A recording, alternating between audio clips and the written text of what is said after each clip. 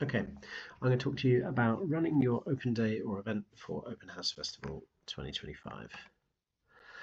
I'll cover volunteers, using the dashboard, getting ready for your open day or event, making changes to activities on your listings, welcoming visitors on the day, and there'll be space for any questions. Okay, so volunteers first. Anyone can request volunteer support. Anyone, whatever building you're opening, whatever kind of event you're running. If you feel you'd benefit from volunteer support, then please do request it. Our volunteers choose where to go, so they get presented with the whole program of listings that have requested their support. So they get to choose where they go. We don't allocate them, which I think really helps in terms of their kind of enthusiasm for something. So if they're coming to help you, to support you, then it's because they've specifically chosen to come to your building or to your event. They are really enthusiastic about built environment, about architecture, about London.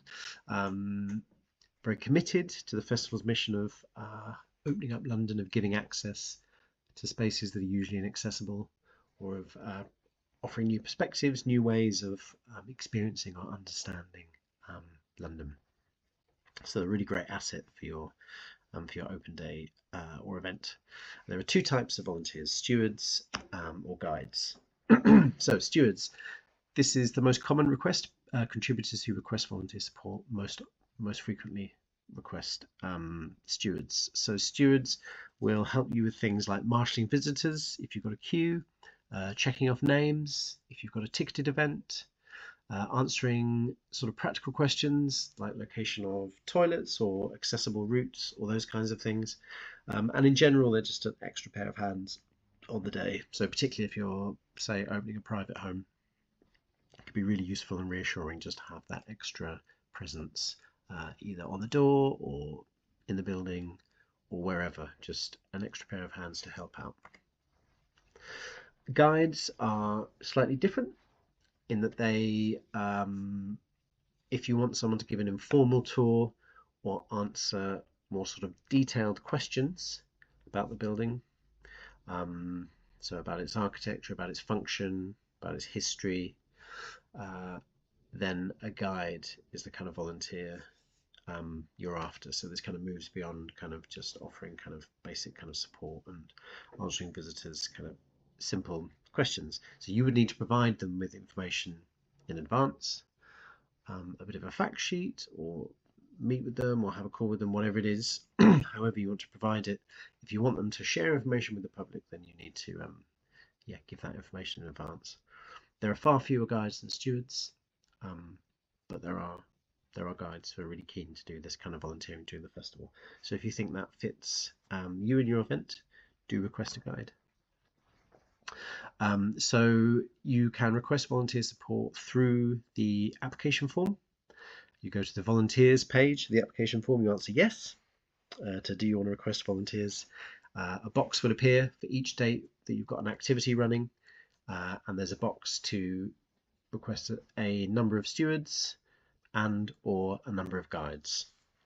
We'll then divide that into shifts. So this is a key bit of information here. So that number you put in the box, that should be the number of volunteers you want supporting you at any one time. So for example, say I'm opening a building from 10 till 5, and I know that I need one volunteer there at, during the day to help me. But I suspect that it's not going to be one person, it's going to be two people split into a couple of shifts. Put one into the box and we'll do the work of dividing it into shifts. We'll worry about that. So just tell us how many volunteers you need support from at any one time and we'll do the divvying up. If things are a little more complex than that, so say you're opening the whole day but you only need volunteer support at specific times, then let us know, because that's something we'll need to go in and sort of add to the system ourselves. That's not, you can't make a sort of request, that detailed a request using the form, but email us and that's something we can sort out very easily. So yeah, plan for having volunteers. Decide what it is that you want your volunteers to do in advance. Make sure you have jobs to give them. There's nothing worse than volunteers turning up and feeling like they aren't used. They're given their time, but they sort of feel a bit like a spare part. So yeah, think about what you want the volunteers to do in advance. Work out how you'll coordinate them.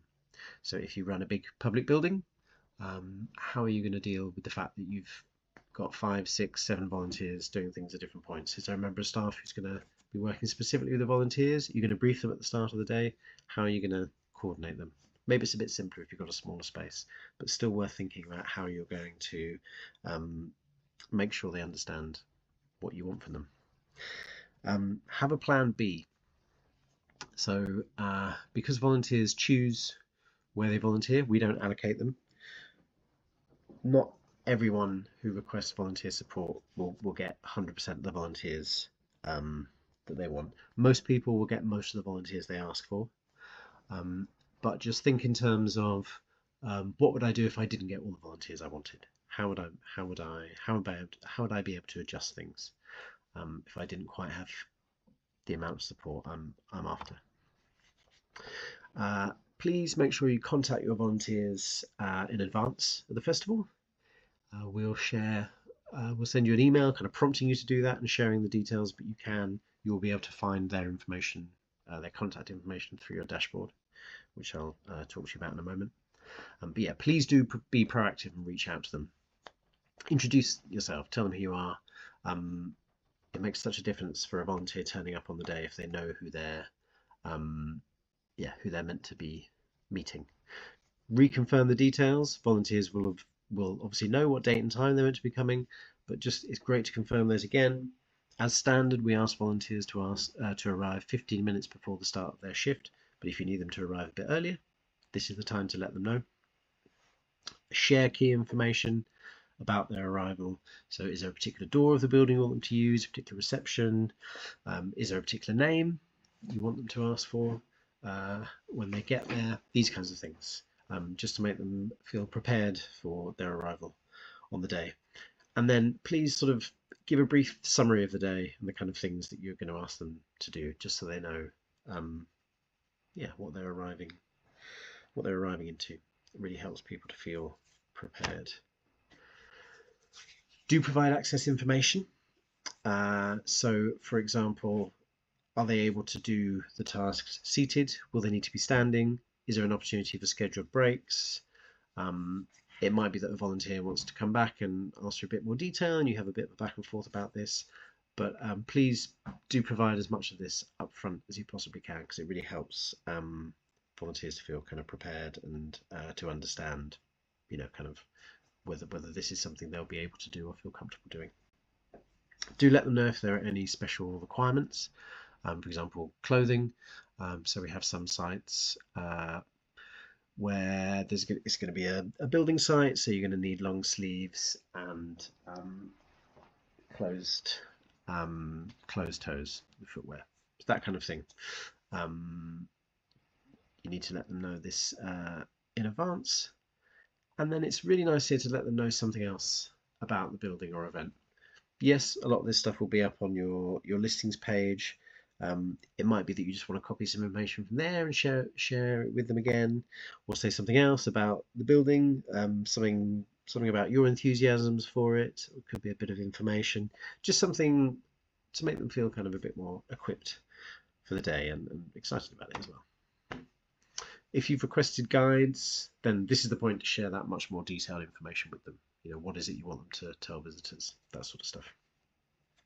Really crucially, please only contact volunteers regarding the Open House Festival. So if you're a building that runs a program of events or things like that, just because someone signed up to volunteer with you, that doesn't mean they've given consent to hear about other things that are going on in your building. So please, it's really important. Please only contact them regarding the Open House Festival and that they're volunteering with you. Okay, so using the dashboard, I put the link to access it. These slides, there should be a copy of these slides next to the video that you're watching. So you'll be able to see, click on that link and go straight to the dashboard there. Under My Listings, you'll be able to find two buttons, Attendees and Volunteer Slots. I say you'll be able to find, you won't currently be able to find if you log on at the moment, but once we're live for bookings, once people have started booking onto your activities and signing up to volunteer with you, then you'll see these two buttons. You won't see volunteer slots if you haven't requested volunteers, but there you are. And if you click on attendees, you'll see the visitor names and their contact details. Likewise with volunteer slots, their names and their contact details. There you go. That's what it's going to look like. So at the moment, you won't have quite all of that information. But yeah, once we move past 20th of August, I'll talk about that date a bit more in a minute. You'll be able to see this information, so you can find contact names and contact details for visitors and volunteers. Okay, contacting visitors in advance. Not everyone will need to do this. In lots of cases, someone will just book onto your event and it's fine for them to just show up on the day and just get on with it. But it's important if you have essential information you want to share with them. Again, this could be something like clothing requirements. If you know you're a site where you require a certain type of footwear or something like that, it's really important to email them beforehand. Just to, even if you've already provided this this information on the website as part of your listing, it's really important to share this information again. Just helps people to be as prepared as possible and saves you any grief on the day if someone ends up arriving without the proper clothing or footwear or whatever it might be. And then of course, please do contact them in the event of changes to your listing, changes of time, date, or really substantial changes to the content or that sort of thing. Please do contact them. Take care with visitors' data. Don't save it offline, so it's kind of visible there on our system, but please don't kind of pop it into a spreadsheet or save it locally. We understand that you're going to need to use your own email accounts to email them, but please either email people individually or make sure you use blind copy. You're using BCC so that people aren't seeing one another's data. And then, as with volunteers, really crucial, please only contact visitors regarding your open house festival activities. So no additional marketing emails. Okay, so making changes to your listing. You can edit your application form.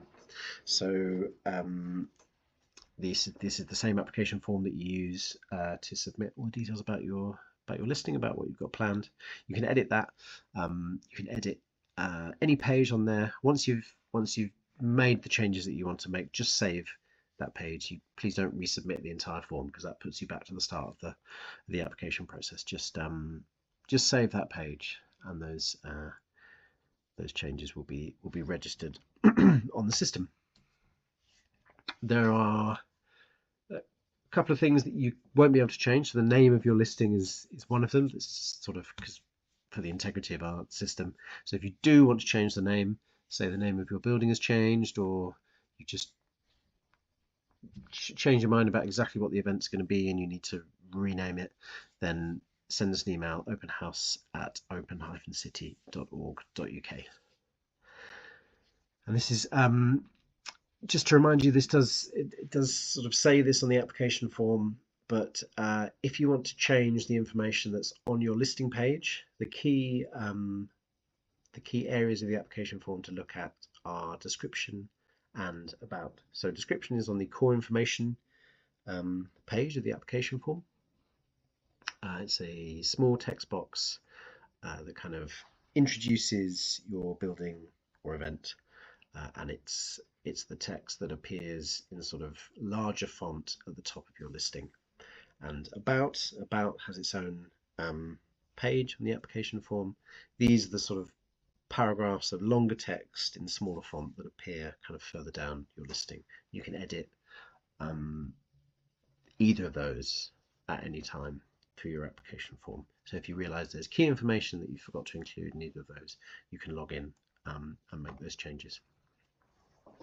Likewise, you can update the access, transport, and facilities. So if suddenly you've got new information around accessibility or around the facilities you're able to offer to share, please do make sure you go on and change that. If you need to change the dates and times of what you're doing, activities is the key page for you. But please do register that you can only edit activities before the 20th of August. That's because the 20th of August is when we go live for bookings. So from midday on the 20th of August, people will be able to book on to your activities if you've made them ticketed, if you've required booking. So after 20th of August, you'll need to cancel the activity and make a new one.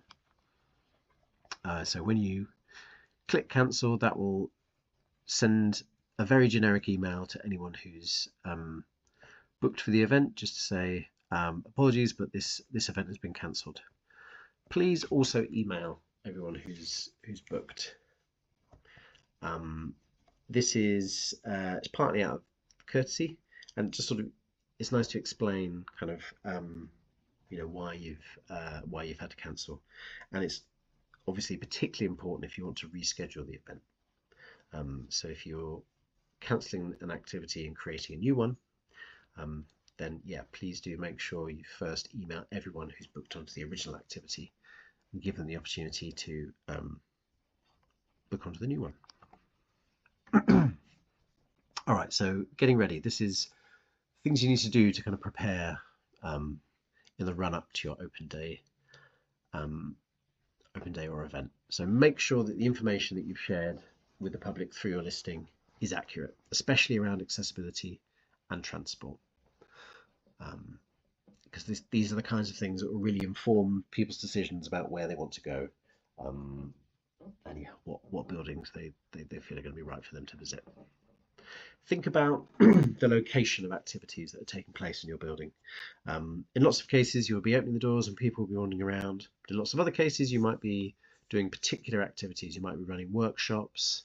You might have a small exhibition or kind of items that you want people to look at.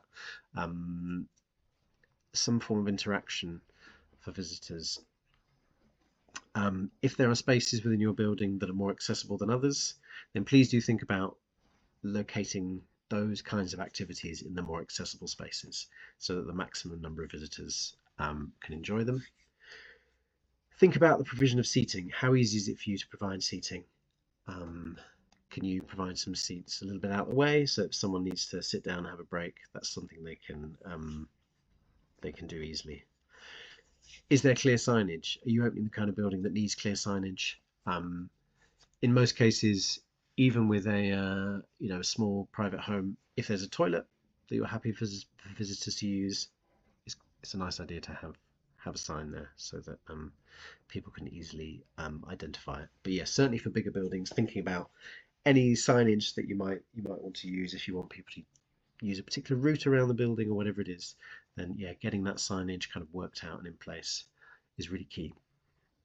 And in quieter spaces, we appreciate this is not something that everyone's able to offer, but particularly if you're a larger building, smaller ones, this can work too. If you do have a quieter space that you're able to provide, so this is a space that's set aside for anyone who needs a bit of a break, who needs some quiet time, needs to be able to have a seat, maybe have a glass of water, and just take some time out from the kind of busier spaces in the building.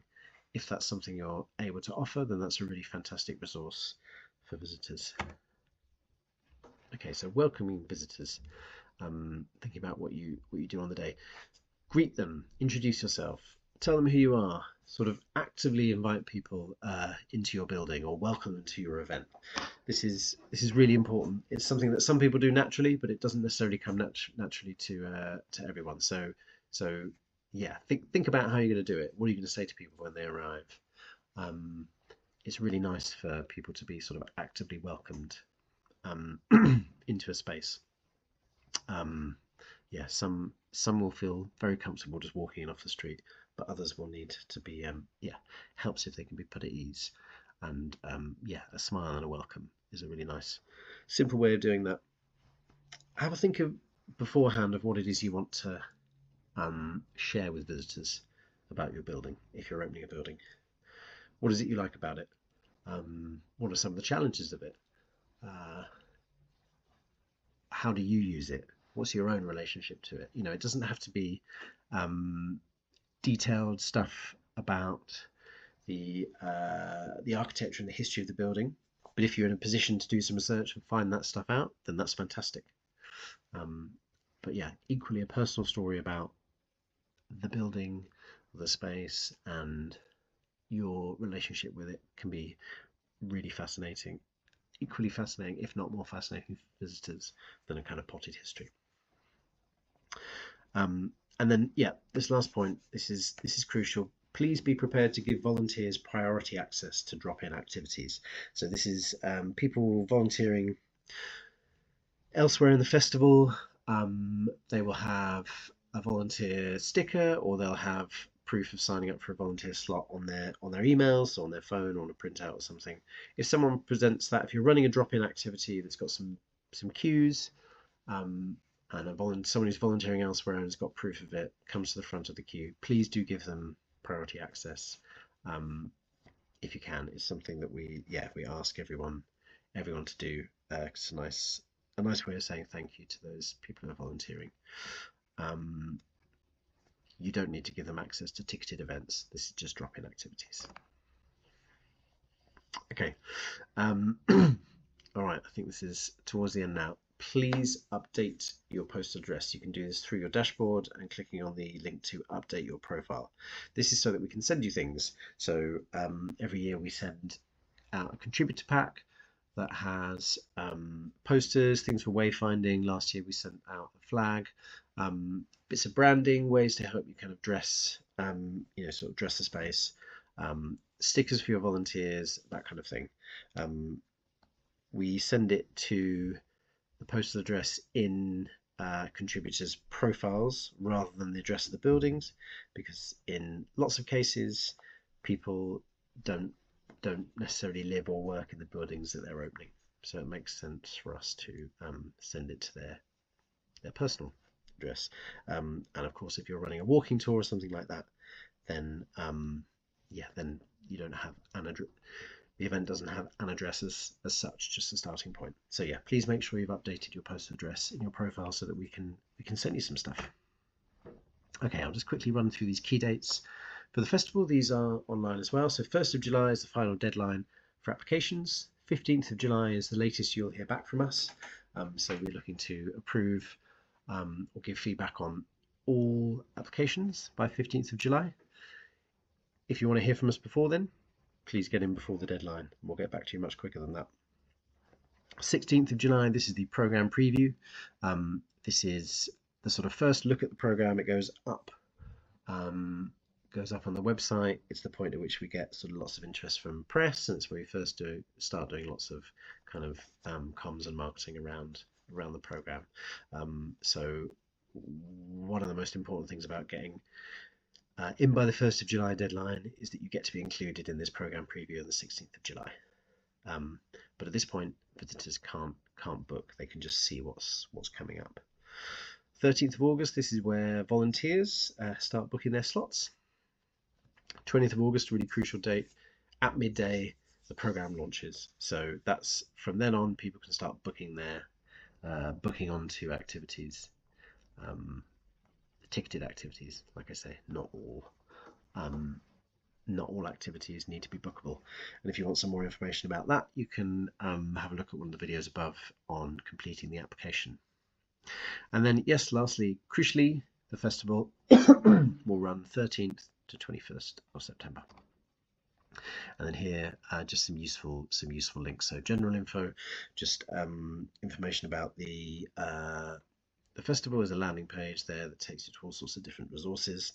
There's a written guide to running your open day event that covers some of the same information that I've been running through now, but is a sort of written resource for all of that. And then the curatorial criteria, which hopefully you will have seen by this point.